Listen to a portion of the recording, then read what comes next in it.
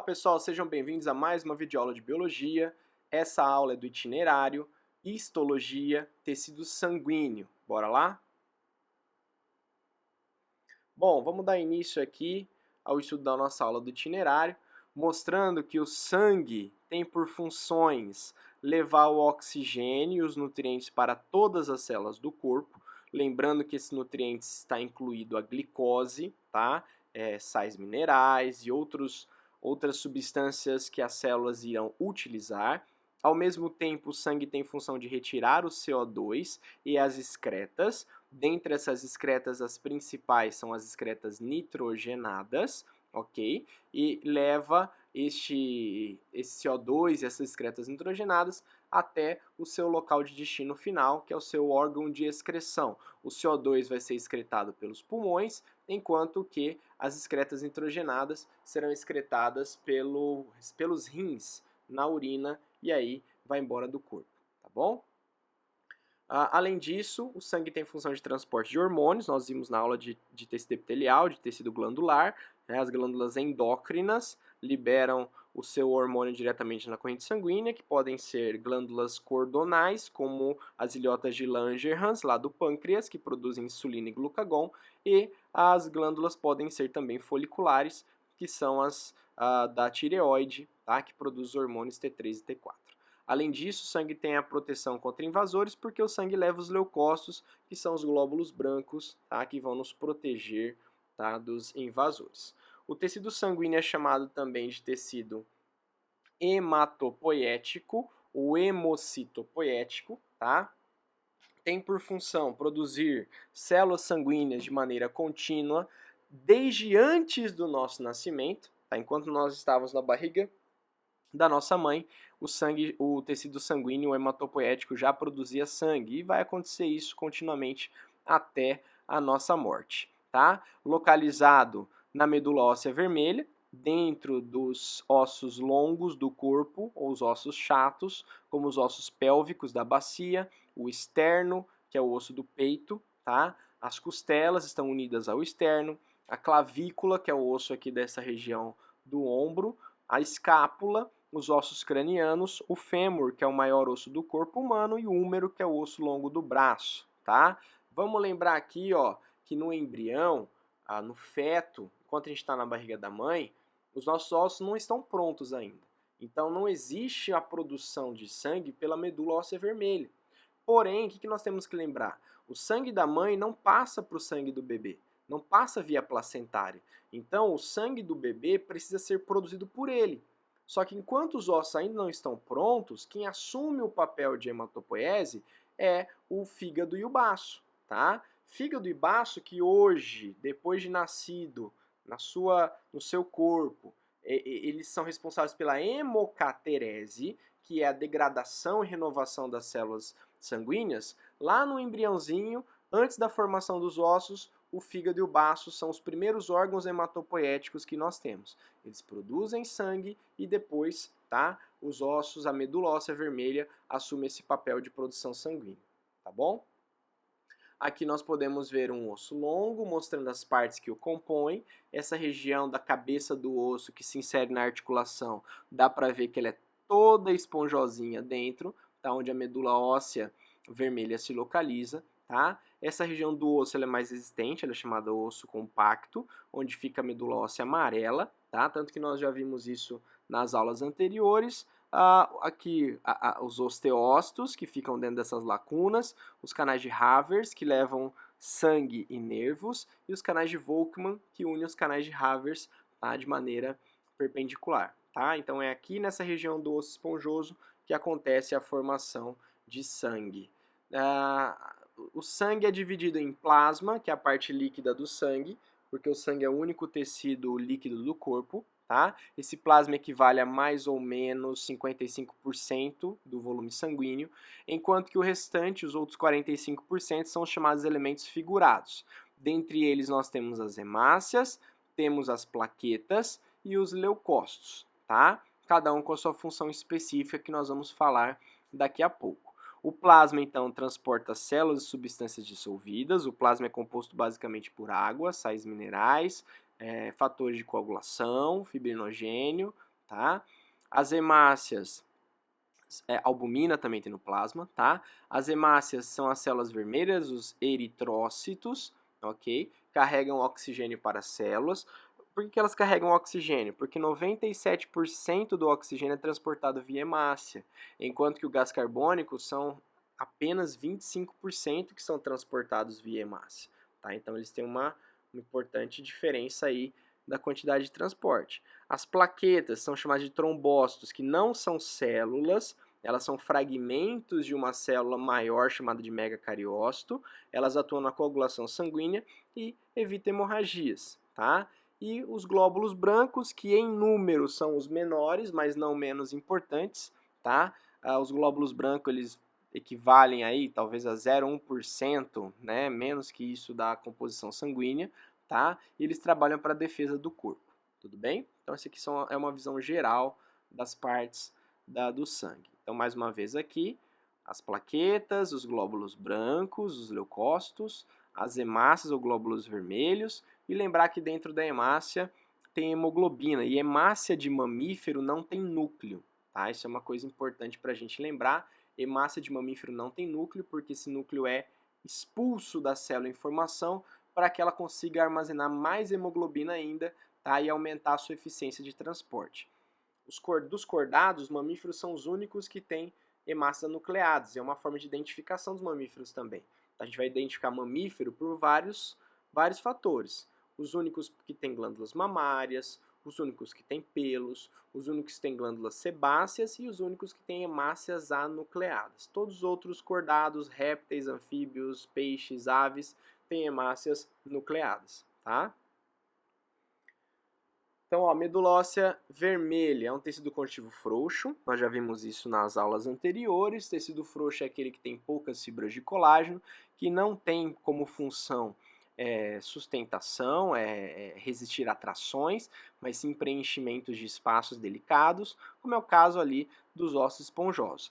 Dentro da medula óssea vermelha, nós temos células tronco hematopoéticas, que são classificadas como multipotentes. Então, o que seria uma célula tronco multipotente? É uma célula que pode se diferenciar em vários tipos celulares, porém dentro da mesma linhagem, tá? Por exemplo, ela pode virar hemácia, ela pode virar glóbulo branco, ela pode virar plaqueta, porém dentro da linhagem sanguínea. Ela não pode virar um hepatócito, ela não pode virar uma célula da pele, por exemplo, tá? Isso é uma célula tronco multipotente, diferente de uma célula tronco embrionária, aquela célula tronco que você retira do embrião, a partir do embrioblasto do embrião. Aquela célula-tronco ela é totipotente, ela pode tudo, ou seja, ela pode se transformar em qualquer tipo de célula, desde um neurônio até uma hemácia, até uma célula da pele, de qualquer linhagem, tá? Então essa é a diferença principal entre uma célula multipotente, que é o caso da célula-tronco hematopoética,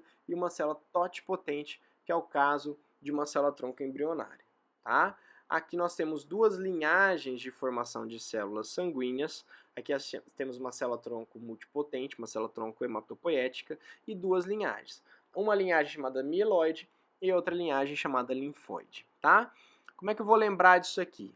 Lembra que a linhagem linfóide é responsável por linfócito, tá? Linfócito.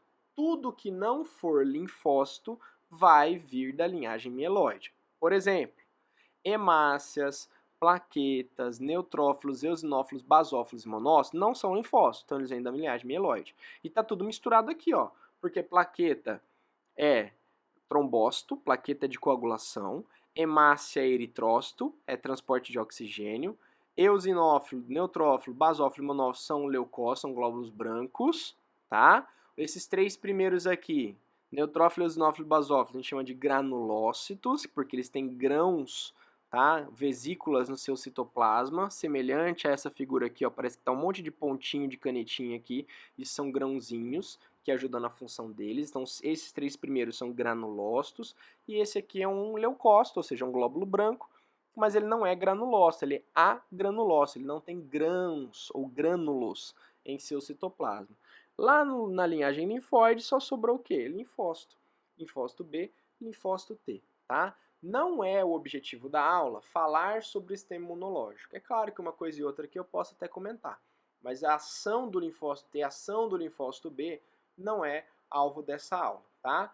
Por enquanto, entenda que linfócito produz anticorpos, tá? E os glóbulos brancos, leucócitos, de maneira geral, trabalham na defesa do organismo, certo? Eu vou comentar algumas coisinhas com vocês. Então, aqui mais uma vez, mostrando o plasma, as hemácias. Aqui está 99% das hemácias são, das elementos figurados são hemácias, porque elas estão numa quantidade absurda, são 5 milhões de hemácias por gota de sangue. As plaquetas são em torno de 100 mil plaquetas por gota de sangue, tá? Na verdade, um pouco mais, 150 a 250 mil, dependendo da pessoa. Leucócitos são 10 mil leucócitos, bem menor do que o número de plaquetas e hemácias, tá? Então, as plaquetas de coagulação, dentro dos leucócitos, são esses 5 que nós temos.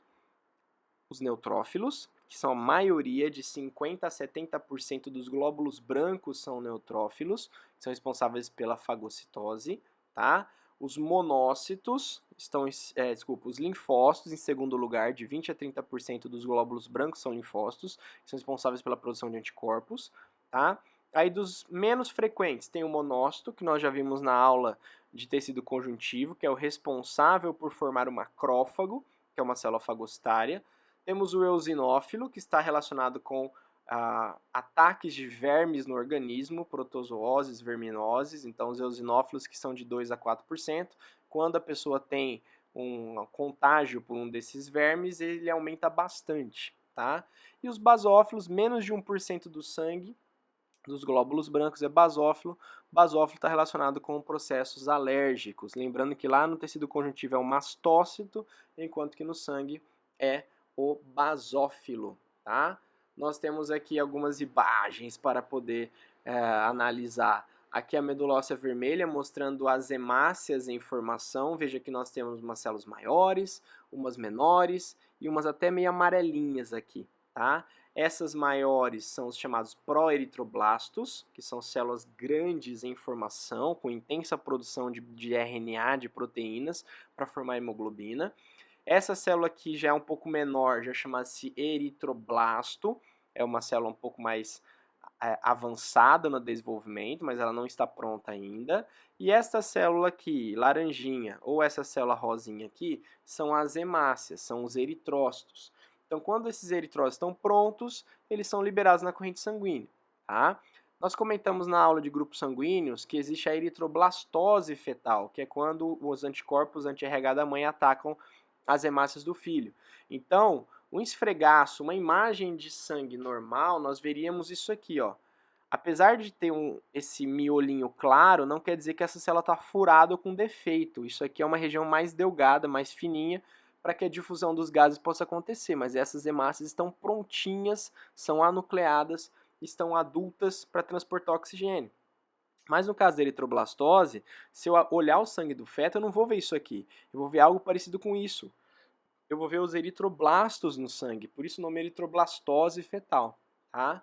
Aqui nós temos hemácias de aves, são hemácias elípticas e contém núcleo, tá? Dá para ver que não é hemácia de mamífero. Somente, ó, nos cordados, só mamífero tem hemácia anucleada, que é uma adaptação evolutiva. Eu perco o núcleo para poder acumular mais hemoglobina dentro da hemácia, tá? Mas tirando o mamífero, aves, répteis, anfíbios e peixes, todos eles têm hemácias nucleadas, não se esqueça, ok?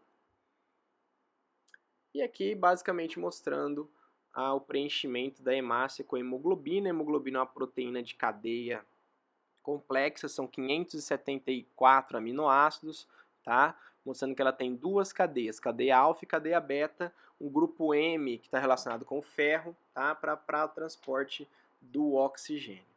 Na falta de hemoglobina, na falta de hemácia, a gente tem a doença chamada de anemia. A anemia pode ser de vários tipos, eu vou explicar para vocês aqui, tá? Então, por exemplo, anemia é quando o transporte do oxigênio é prejudicado, ou devido à diminuição de hemoglobina ou devido ao número de hemácias. O primeiro tipo de anemia é a anemia falciforme, que é a anemia genética, onde existe um defeito na produção da cadeia beta da hemoglobina. Na anemia falciforme, o gene está alterado, mutante. Esse gene mutante não produz corretamente o RNA mensageiro, que não gera uma hemoglobina saudável, porque existe uma troca de um aminoácido. Então, o RNA mensageiro que deveria colocar lá o sexto aminoácido da hemoglobina, que seria o ácido glutâmico, é substituído por valina. E essa única substituição nessa cadeia gigantesca faz com que a hemácia, que é redondinha, como a gente acabou de ver, se torne em forma de foice, se torne falciforme. Isso pode acarretar uma série de problemas para a pessoa que possui a mutação. Isso é genético, tá? Isso não tem como evitar. Você tem como tratar. Muitas vezes é um tratamento pesado, com transfusões de sangue, entre outras coisas, tá? O segundo tipo de anemia talvez seja mais tranquila, não sei se eu posso chamar assim, mas é a anemia ferropriva, é a anemia por deficiência nutricional de ferro. Então, caso essa anemia, essa deficiência nutricional seja corrigida, ou por uma dieta balanceada, ou por um suplemento extra de ferro, por medicações, tá? Aumentando o ferro na circulação dessa pessoa, é possível que a hemoglobina volte a ser formada de maneira natural, de maneira eficiente, e essa doença seja superada, tá? Não é cunho genético, então, a anemia ferropriva. A anemia perniciosa também não é genética, é por deficiência nutricional da ingestão de vitamina B12. A B12 que a gente pode encontrar em produtos animais, os veganos necessitam ingerir na forma de suplemento, tá? É uma deficiência, a deficiência de vitamina B12, que é chamada cianocobalamina, faz com que exista uma formação nas hemácias e essa anemia se instaure, tá? Muitas vezes também a presença de vermes intestinais diminui a absorção de vitaminas e podem também levar a uma anemia perniciosa. E por fim, dessas aqui que eu listei, a talassemia é uma outra anemia genética, tá? É quando existe um defeito do RNA mensageiro que produz hemoglobina, ele não consegue sair do núcleo para ir até os ribossomos. Então é diferente da anemia falciforme, que existe um defeito na sequência dos códons e você muda um aminoácido na cadeia da hemoglobina. Na talassemia, não. O RNA é perfeito em questão de aminoácidos, em ordem de aminoácidos. Mas ele não tem um código, ele não tem um sinal de verificação, ele não consegue sair do núcleo. Ele é produzido no núcleo e fica preso no núcleo. Ele não consegue chegar lá nos ribossomos para produzir a sua hemoglobina. Então isso pode acarretar também um tipo de anemia, certo? Aqui nós temos uma relação entre hemácias, número normal de hemácias e um número de hemácias de uma pessoa anêmica, bem menor, tá? E aqui uma relação entre hemácias saudáveis, redondinhas, e hemácias falciformes também, no caso de uma pessoa com anemia falciforme. Aqui eu vou mostrar para vocês dois vídeos para encerrar essa parte da videoaula, que mostram um pouco da animação na circulação do sangue, tá bom? Vamos lá. Então aqui está mostrando a corrente sanguínea, tá? Os elementos do sangue circulando pela corrente sanguínea, glóbulos vermelhos, glóbulos brancos.